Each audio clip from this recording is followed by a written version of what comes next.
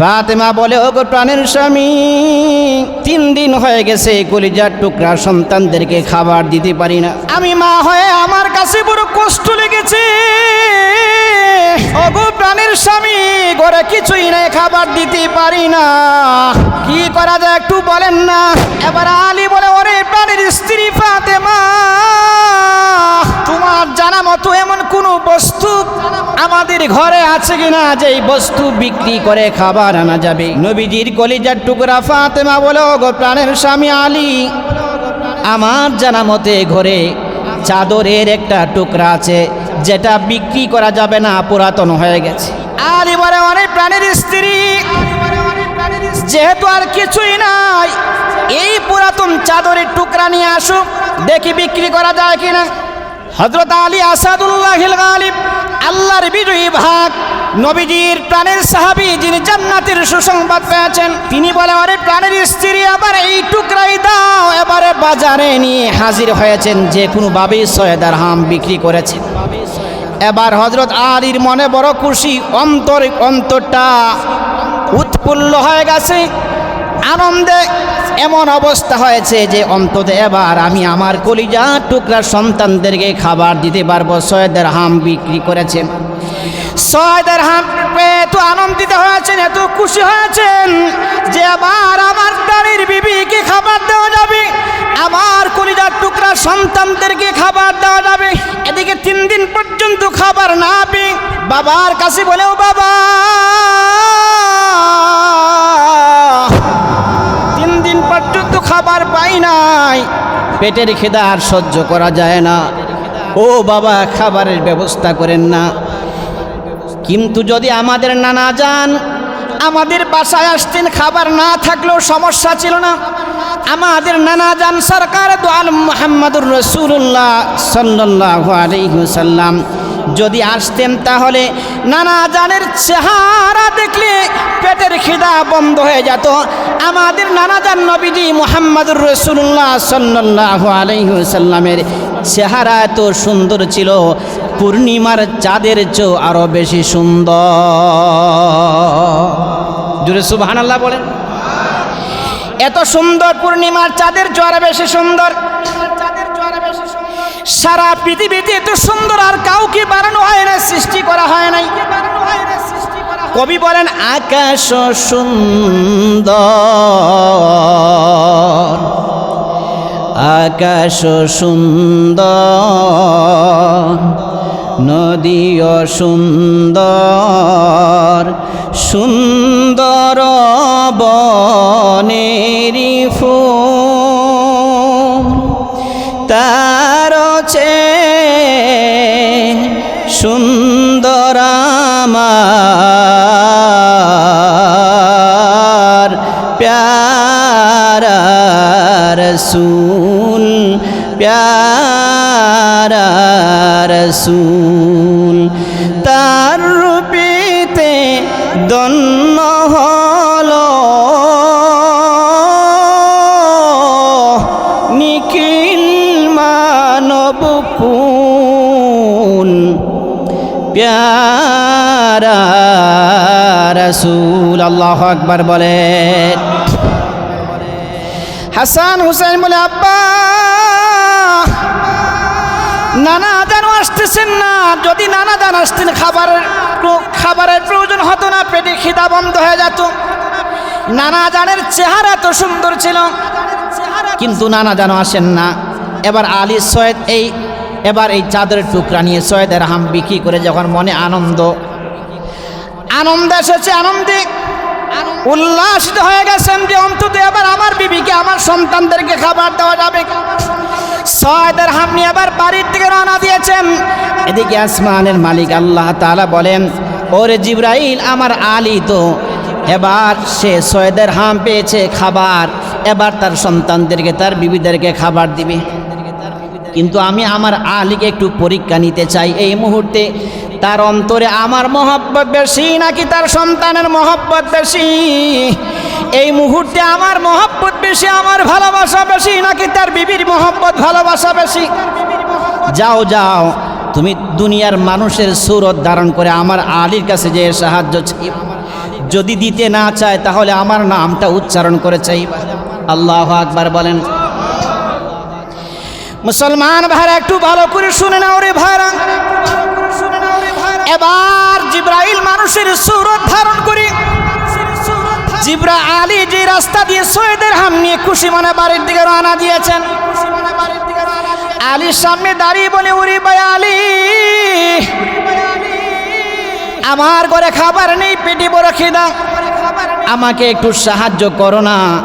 আলী বলে, না না, যাও যাও যাও, 3 দিন হয়ে গেছে আমার ঘরে খাবার নেই, আমার চুলায় আগুন নেই, আমার সন্তান আমার বিবি না খেয়ে আছে, যাও যাও, অন্য কিছু চাও, আমি দেওয়ার জন্য প্রস্তুত রয়েছি। জিবরাইল বলে, ও ভাই না না, আমার টাকা দেওয়া লাগবে, দিরহাম লাগবে, খাবার কিনতে হবে, টাকাই লাগবে। কই না না, সম্ভব হবে না। এবার জিবরাইল আবার বলে, ও ভাই, আল্লাহর রাস্তে আমাকে একটু সাহায্য করো না। বলতে দেরি হয়েছে। এবার আলী বলে, ওরে ভাই, আমি তোমার পরিচয় জানি না,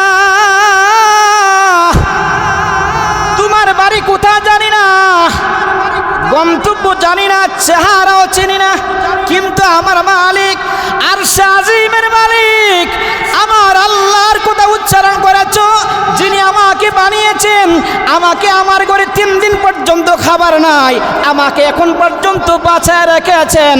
ওরে ভাই, যেহেতু আমার আল্লাহর কথা বলে উচ্চারণ করেছ, শুনে নাও, আমার কাছে 6 দিরহাম আছে, যাও যাও যাও, এই 6 দিরহাম নিয়ে দাও। জুড়ে আল্লাহু আকবার বলে, জুড়ে আল্লাহু আকবার বলেন। তা 6 দিরহাম দিয়েছে। এবার জিবরাইল 6 দিরহাম নেওয়ার পরে এবার আলী বলে, ওরে ভাই, যদি এই মুহূর্তে আমি আমার এই 6 দিরহাম না দিই, আমার আল্লাহর হুকুম অনুযায়ী, আমার আল্লাহ তাআলার পক্ষ থেকে যেহেতু তুমি চেয়েছো, তাহলে আমার আল্লাহর মহব্বত থেকে আমার সন্তানের মহব্বত, আমার সন্তানের ভালোবাসা আমার অন্তরে বেশি হয়ে যাবে। না না, এটা আমি আলীর দ্বারা হতে চাই না, আমি আলীর দ্বারা হতে দেওয়া যাবে না। ও ভাই, যাও যাও, শুনে রাখো, আমি যদি এই মুহূর্তে তোমাকে 6 দিরহাম না দিই, তাহলে আমার আল্লাহ থেকে আমার বিবির প্রতি মহব্বত ভালোবাসা বেশি হয়ে যাবে, আমার জীবনের প্রতি মহব্বত ভালোবাসা বেশি হয়ে যাবে, অর্থ টাকা দিরহামের প্রতি বেশি হয়ে যাবে। না না, হতে পারে না, হতে দেওয়া যাবে না, আমার জীবন চলে যাবে, আমার বিবিময় মৃত্যুবরণ করবে, আমার সন্তান সব শেষ হয়ে যাবে, কিন্তু একটা সেকেন্ডের জন্য আমি আমার আল্লাহকে অসন্তুষ্ট করতে পারি না। আল্লাহু আকবার বলে,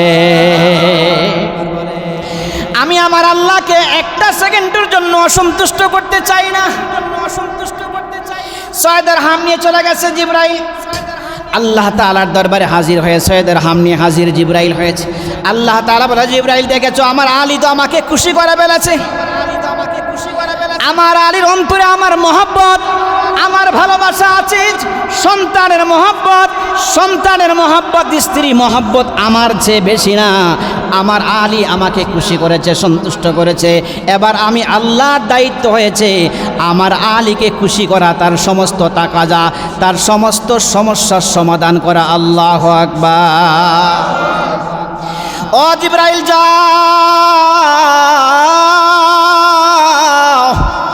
সুন্দর একটা দবদবে সাদা একটা উটি আমার আলীকে দিয়ে দাও। আলী যদিও 6 দিরহাম আল্লাহর রাস্তা দিয়েছে, ঘরে খাবার নেই, টাকা নেই, এটা মনে আসে না নাই, টেনশন আসে না নাই, কিন্তু এই টেনশন আর চিন্তার খবর আল্লাহ তাআলার আসে না নাই। আল্লাহ তাআলা বলে, ওরে জিবরাইল, যাও, দবদবে সুন্দর একটা উট আমার আলীকে দিয়ে দাও। আলী এবার যেই রাস্তা দিয়ে যাচ্ছেন, সুন্দর উটটা নিয়ে এবার আলীর সামনে দিয়ে আল্লাহ তাআলার পয়গম্বর জিবরাইল সামনে দিয়ে হাঁটতেছে। আলী একবার উটের দিকে তাকায়, আবার চেহারা ঘোরায়। এবার জিবরাইল বলে, ও ভাই আলী, আমার উটটা কি তোমার পছন্দ হয়েছে নাকি, ভালো লেগেছে নাকি? কই, হ্যাঁ ভালো লেগেছে। কই, কিনবা নাকি? কয়, ভাই, যেই ঘরে 3 দিনের বেশি হয়ে গেল চুলায় আগুন নেই, খাবার নেই, সে কেমন করে উট কিনবে?